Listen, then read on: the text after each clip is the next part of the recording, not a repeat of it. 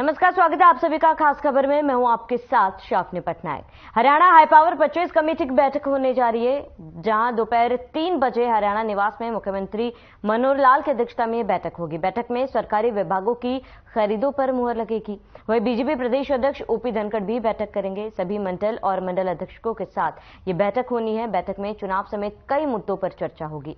इन बैठकों के दौर से ये तो साफ जाहिर है कि बीजेपी फुल चुनावी मोड में है। वहीं अगर विपक्ष की बात करें तो विपक्ष सरकार को घेरने में कोई भी कसर नहीं छोड़ना चाह रही। उधर मानसून सत्र को लेकर विपक्ष अपने सवालों के साथ फुल फॉर्म में है और अपने सरकार को अपने सवालों से घेरने के लिए तैयार है। उधर सरकार भी विपक्ष के सवालों का जवाब देने के लिए तैयार है। वहीं हाई पावर परचेज कमेटी की बैठक जो है वो आज होनी है और कई अहम फैसलों पर मुहर लग सकती है और तमाम पार्टियों की चुनाव को लेकर तैयारी जो है वो तेज हो चुकी है और चुनाव को लेकर सभी पार्टियां बीजेपी, कांग्रेस, इनेलो अपनी तैयारियों में जुटे हुए हैं। जहां बीजेपी द्वारा लगातार बैठक की जा रही है और बैठक के जरिए अधिकारियों में, कार्यकर्ताओं में जीत का मंत्र बीजेपी दे रही है। और वहीं अगर कांग्रेस की बात की जाए तो कांग्रेस की तरफ से भी लगातार प्रेस कॉन्फ्रेंस की जा रही है और लगातार रणनीति जो है वो तैयार की जा रही है। विपक्ष द्वारा, इनेलो पार्टी द्वारा भी परिवर्तन यात्रा निकाली जा रही है और इस यात्रा द्वारा कहीं ना कहीं इनेलो जनता के मन में जगह बनाने की कोशिश कर रही है और ऐसे में पूरी तैयारी जो है तमाम पार्टियों की तरफ से साफ तौर पर देखा जा रहा है और तीनों ही पार्टियां पूरी तरीके से तैयार है, पूरे दमखम के साथ मैदान में उतरने के लिए तैयार है, क्योंकि चुनाव में बेहद ही कम समय बाकी है। ऐसे में तीनों ही पार्टियों की तरफ से तैयारी पूरी देखी जा रही है। फुल एक्शन मोड में है तमाम पार्टियां और बीजेपी द्वारा लगातार बैठक की जा रही है। आज हाई पावर परचेज कमेटी की बैठक है और वहीं ओपी धनखड़ द्वारा भी मंडल अध्यक्षों के साथ बैठक होनी है। वहीं दूसरी ओर आपको बता दें, पन्ना प्रमुख सम्मेलन भी 13 अगस्त को आयोजित की जाएगी और तमाम तैयारी जो है बीजेपी की तरफ से साफ तौर पर देखी जा रही है और पुरजोर कोशिश बीजेपी की तरफ से की जा रही है और चुनाव से पहले फुल एक्शन मोड में बीजेपी नजर आ रही है।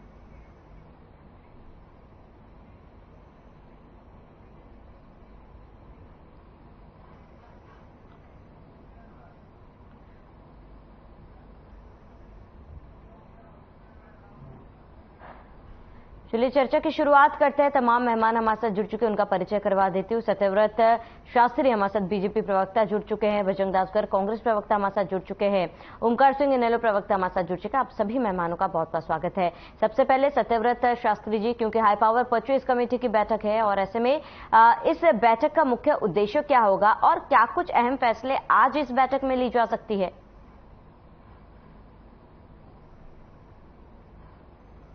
जो विभागों की जिम्मेवारियां होती हैं जिन चीजों को खरीदने के लिए, वैसा एक रूटीन चीज है। महीने 2 महीने 4 महीने में इस प्रकार की ये बैठकें हरियाणा के जनता के लिए, सुख सुविधाओं के लिए जिन जिन चीजों की आवश्यकता होती है वो डिपार्टमेंट अपनी सूची बनाते हैं। माननीय मुख्यमंत्री के पास यहाँ जो हाई परचेज कमेटी है उसके सामने वो रखी जाती है और उनको आगे बढ़ाने का काम होता है। मुख्य काम तो आज यही है।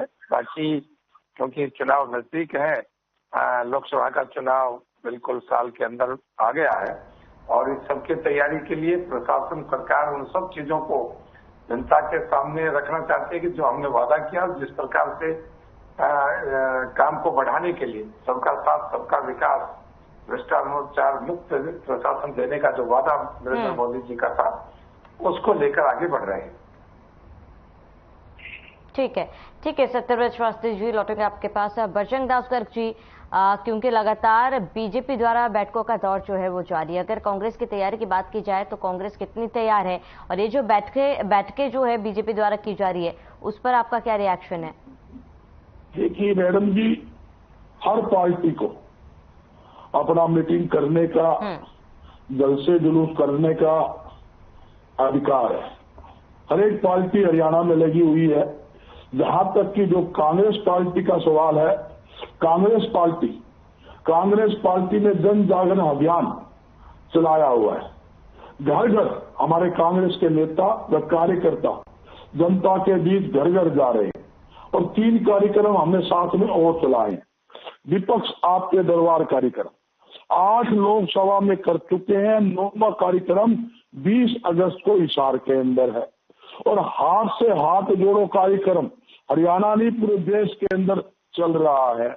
और जहां तक कि आज जनता के बीच जब जाते हैं, हर एक व्यक्ति महंगाई, बेरोजगारी, खराब कानून व्यवस्था, इसके ऊपर बड़ा बेहद दुखी है। आपके सामने गरीब आदमी 2 वक्त की रोटी दाल सब्जी के साथ खा नहीं सकता, आपके सामने है। अब टमाटर का रेट देख लो आप, धनिया जब फ्री में मिलता था वो 300 रुपए किलो, अदरक 400 रुपए किलो, टमाटर 250-300 रुपए किलो पहुंच गया है। तो इतनी भारी भरकम महंगाई होने के बाद गरीब आदमी क्या खाए। जहां तक भारतीय जनता पार्टी का सवाल है, मैं बताना चाहूंगा इस सरकार से भी केंद्र की है कि प्रदेश की सरकार है, इससे हर वर्ग का नागरिक दुखी है। तो किसान है, किसान को दौड़ा कर पीटता, चुने हुए सरपंच को कूटता, आंगनबाड़ी महिलाओं को कूटता, छात्रों को कूटता, यहाँ तक कि सरकार के खुद के सरकारी कर्मचारियों को भी लाइन में लगा कर डंडों से पीटता। जिसके कारण आपके सामने किसान आंदोलन में 750 किसान शहीद हो गए।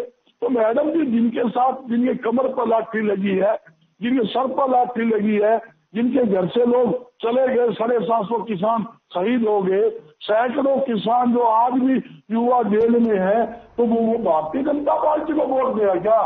वो तो इंतजार कर रहा है। चुनाव 2024 का है कि आप चुनाव करा लो।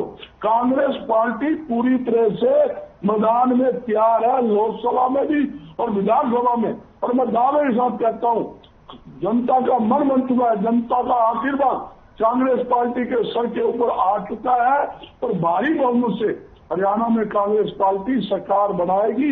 इसमें किसी प्रकार की दो राय नहीं है। आप देखिए, जानू का मामला देखिए, बड़ी दुखदाई घटना है।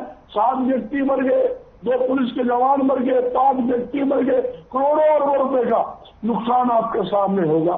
जब से भारतीय जनता पार्टी हरियाणा में आई है या केंद्र में आई है, चौथी बार हरियाणा जला है और करोड़ों अरबों रुपए का व्यापारियों का नुकसान हुआ है। और कितने लोग मर गए, बाबा राम रहीम के अंदर 38 व्यक्ति मरे। पूरा पंचकुला और आसपास का एरिया में कितना बड़ा नुकसान हुआ है आपके सामने है। जाकर कलेक्शन के आड़ में देखो कितना बड़ा नुकसान हुआ, कितने लोग मरे। और आपके लिए रामपाल तले बड़वाले के अंदर वो कांड हुआ, कितने वहां लोग। ठीक है बजरंग दास गर्ग जी, एक बार ओमकार सिंह जी से उनका रिएक्शन ले लेते, फिर लौटूंगा आपके पास। ओमकार सिंह जी, क्योंकि लगातार परिवर्तन यात्रा भी इनेलो द्वारा निकाली जा रही है, क्या लगता है, क्योंकि चुनाव में बेहद ही कम समय बाकी है, और ऐसे में क्या तैयारी इनेलो की तरफ से देखी जा रही है? श्रावणी जी, लोकतंत्र में जनता और जनता का विश्वास, ये 2 चीजें होनी जरूरी है। मौजूदा सरकार जनता का विश्वास खो चुकी है, इसमें कोई दो राय नहीं। अब ये पन्ना प्रमुख बनाए या पन्ने पाड़े, इससे कोई फर्क नहीं पड़ता। आप ये देखिए, आज किसी भी बच्चे से पूछ लीजिए कि नूह में दंगे किसने कराए, नूह में क्या हुआ, किसके कारण हुआ, वो कहेगा जी जब से बीजेपी सत्ता में आई है तब से देश और प्रदेश की राजनीति में सद्भाव खत्म हो गया, आपसी भाईचारे में बहुत बड़ी दरार आई है। वो किसने डाली दरार? वो बीजेपी ने डाली। आज प्रत्येक व्यक्ति के मुंह पर ये बात मैं नहीं कर रहा, हर व्यक्ति ये कहता है।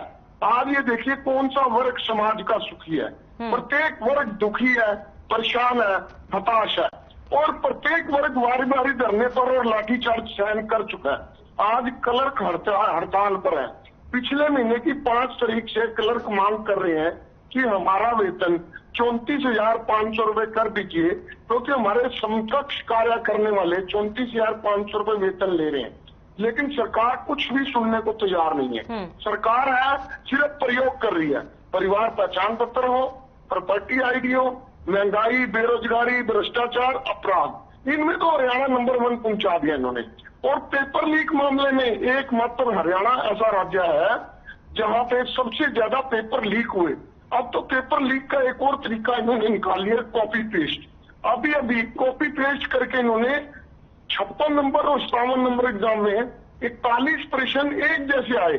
और देखिए इन्होंने नूह में क्या किया, ये भाईचारा खराब करके एक डर का माहौल पैदा करना चाहते हैं।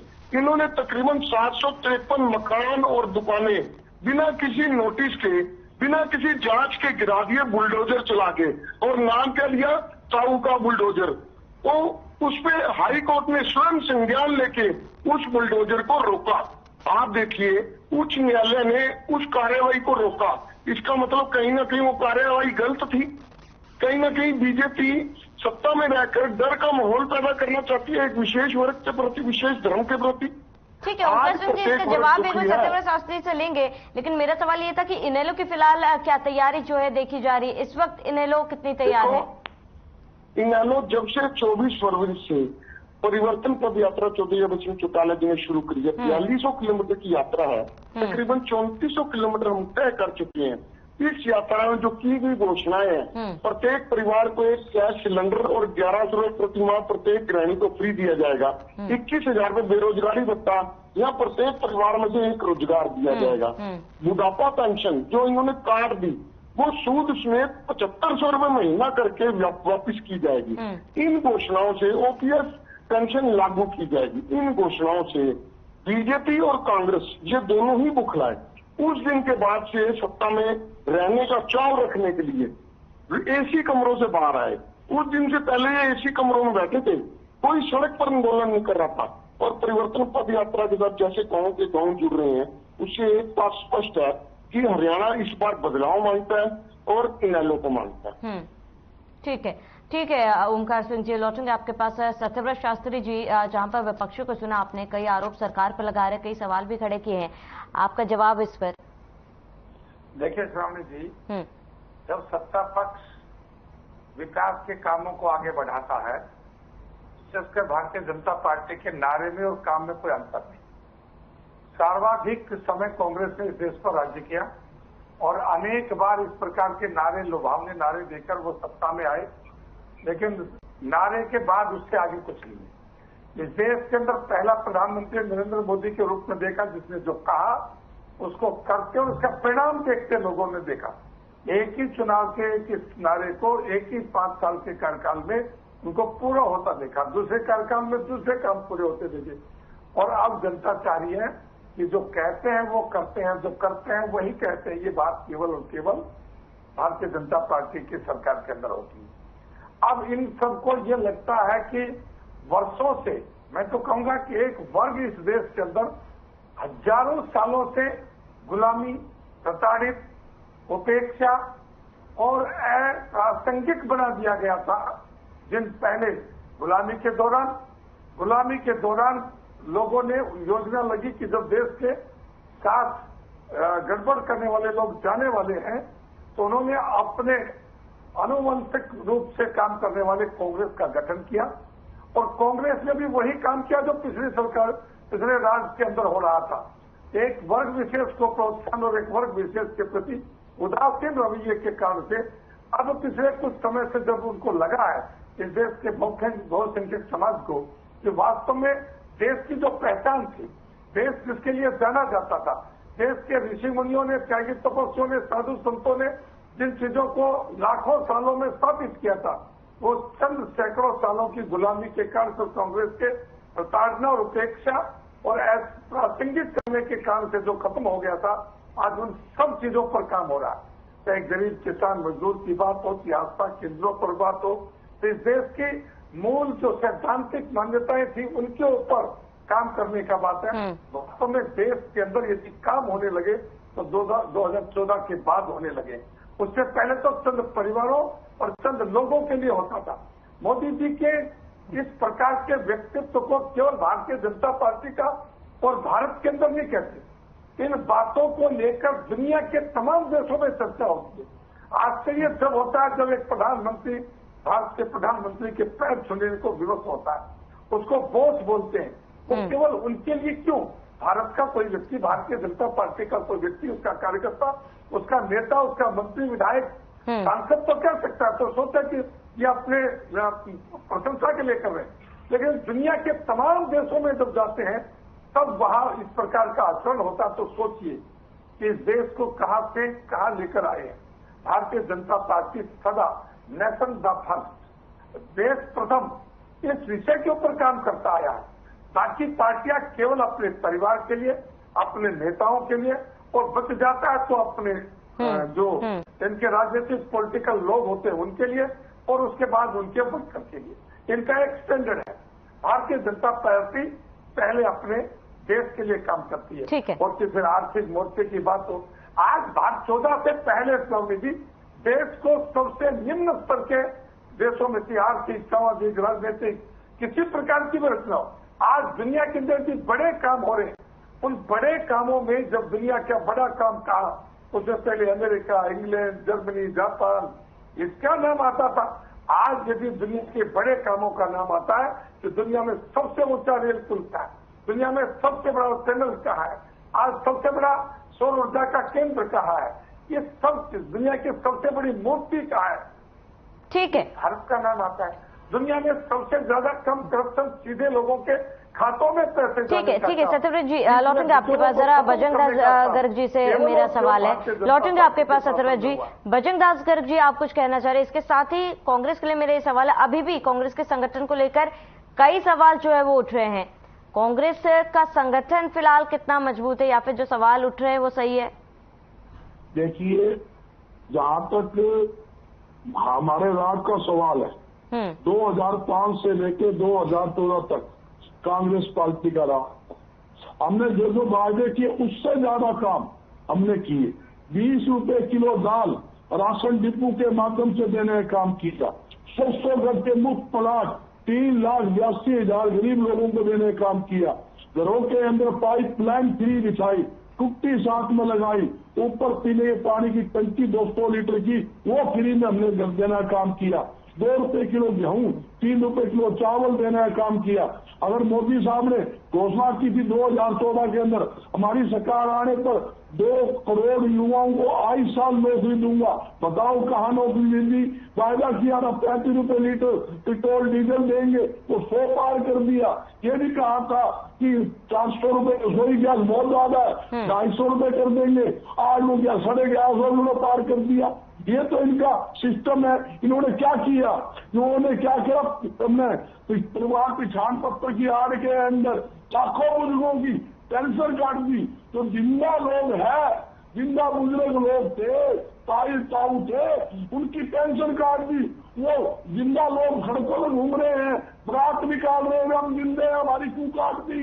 और कम से कम 10 लाख गरीब आदमी के बीपीएल कार्ड काट दिए।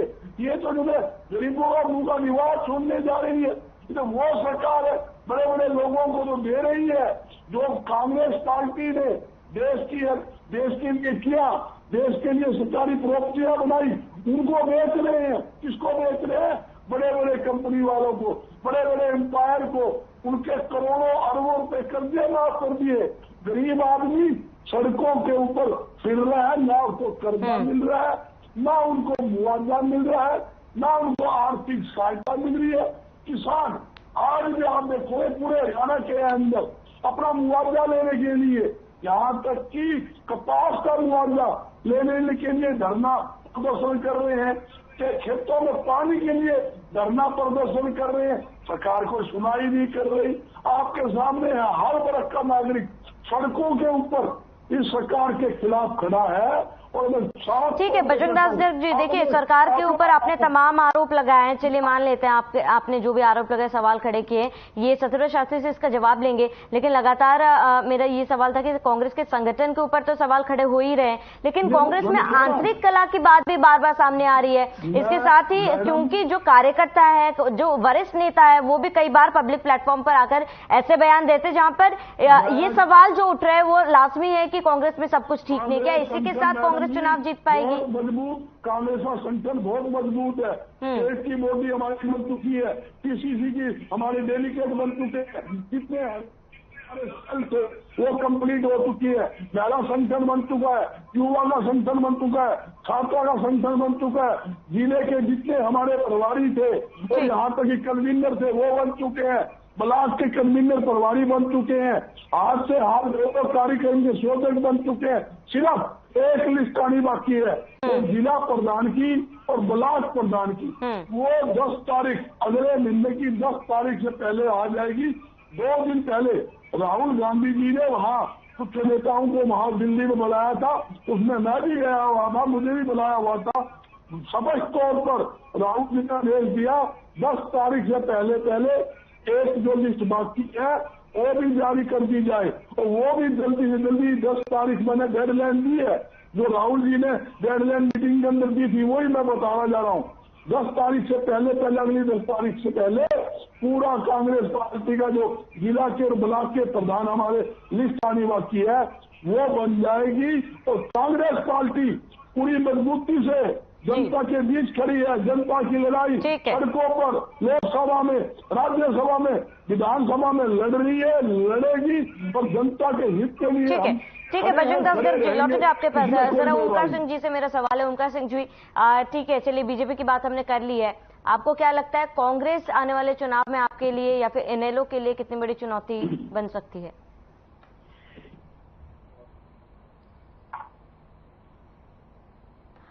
ओमकार सिंह जी, आप तक मेरी आवाज पहुंच पा रही है? हाँ जी, आ रही है आवाज मेरी? बिल्कुल ओमकार सिंह जी, मेरा ये सवाल है, क्योंकि देखिए बीजेपी की तो बात हमने कर ली, लेकिन कांग्रेस आने वाले समय में, आने वाले चुनाव में इनेलो के लिए कितनी बड़ी चुनौती बन सकती है?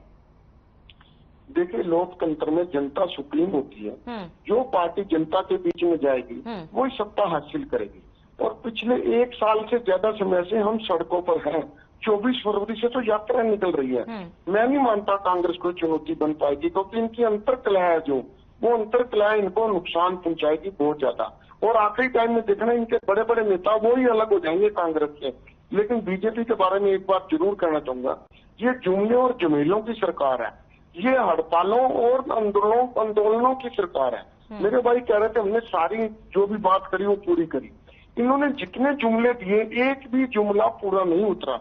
15 लाख रुपए देने की बात कही थी, 2 करोड़ रोजगार, 100 स्मार्ट सिटी, बुलेट ट्रेन, नदियां को जोड़ने की योजना बनाई थी, गंगा साफ करने की बात कही गई थी, और बेचारी उमा भारती को साफ कर दिया। मेरे को उमा भारती जी से बहुत लगाव भी है।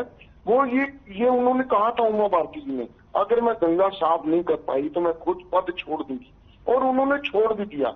बीजेपी की हालात एक तानाशाही नेता के रूप में हो चुकी है। और ये कहते हैं अंतर्राष्ट्रीय स्तर पर हमारे प्रधानमंत्री मोदी जी का बहुत सम्मान होता है। भाई होना भी तो चाहिए। कौन से प्रधानमंत्री ऐसे हैं जो विदेश में गए हो और उनका अपमान हुआ हो? प्रत्येक प्रधानमंत्री का सम्मान होता है, क्योंकि भारत विश्व के पटल पर एक उभरती हुई अर्थव्यवस्था है। ये कहते हैं हमने भारत की अर्थव्यवस्था को जीडीपी के अनुसार 5वीं बड़ी अर्थव्यवस्था बना दिया। बहुत अच्छा किया। क्या वो 5वीं अर्थव्यवस्था बनने के बाद हमारी गरीबी दूर होगी? पर कैपिटा इनकम बढ़ गई हमारी, जीडीपी की रेट बढ़ गई क्या हमारी, अनएम्प्लॉयमेंट खत्म हो गया क्या? ये सारी चीजें विचार नहीं आया है। आप भारत को जनसंख्या के दृष्टि से देखें तो ये जीडीपी में पहले नंबर पर भी आ सकता है। लेकिन क्या पहले नंबर आने का मतलब ये है कि हम अमीर हो जाएंगे? क्योंकि समय की कमी है हमारे पास, यही रोकना चाहूंगी। जुड़ने के लिए बहुत बहुत शुक्रिया। बजरंग दास गर्ग जी जुड़ने के लिए बहुत बहुत शुक्रिया। सत्यव्रत शास्त्री जी हमारे साथ जुड़ने के लिए आपका भी बहुत बहुत शुक्रिया। तो लगातार मीटिंगों बैठकों का दौर जो है बीजेपी द्वारा की जा रही है, वहीं कांग्रेस भी अपने तरफ से प्रेस कॉन्फ्रेंस कर सरकार को साधने में लगी हुई है। इनेलो की भी परिवर्तन यात्रा लगातार जारी है, यानी कि तमाम पार्टियां जो है अपनी अपनी तैयारियों में जुटी हुई है, लेकिन अंतिम निर्णय जो है वो तो जनता का ही होगा। फिलहाल इस बुलेटिन में मेरे साथ इतना ही। देश प्रदेश की तमाम बड़ी खबरों के लिए आप बने रहे हमारे साथ।